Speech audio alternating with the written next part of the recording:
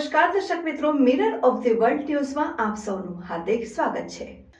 નૂતન વિદ્યાલય સુબનપુરા ખાતે ભારત માતા પૂજન કરી ધ્વજવંદન કરવામાં આવ્યું। ભારત માતાનું વિશિષ્ટ પૂજન કરી સાચી લોકશાહીના જતન માટે 100% મતદાનની પ્રતિજ્ઞા લેવડાવી।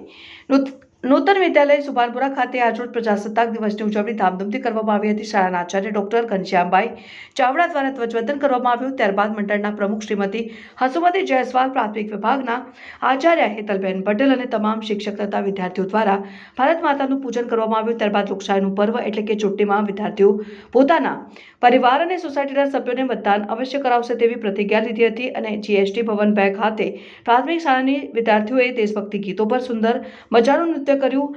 દરમિયાનમાં યુનિવર્સિટીના પૂર્વ સેનેટર અને સિન્ડિકેટ સભ્ય દીપક શાહે જણાવ્યું કે સાચી લોકશાહી અને આઝાદી માટે એનઆરસી તાત્કાલિક લાગુ પાડવામાં આવે તેમ જણાવ્યું। નમસ્કાર। આજ 26 જાન્યુઆરી ગણતંત્ર દિવસ નિમિત્તે નૂતન વિદ્યાલય સુભાનપુરા ખાતે ધ્વજવંદનનો કાર્યક્રમ રાખવામાં આવ્યો હતો।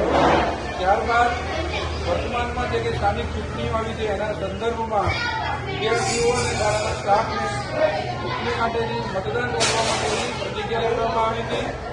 આજ 26મી જાન્યુઆરીએ કચ્છમાં ભૂકંપ આવ્યો હતો એની યાદમાં સમગ્ર શિક્ષણ પરિવાર ભારત માતાનું પૂજન કરે છે।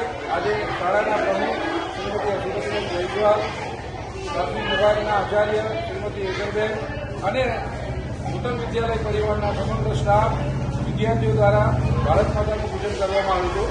Thank you.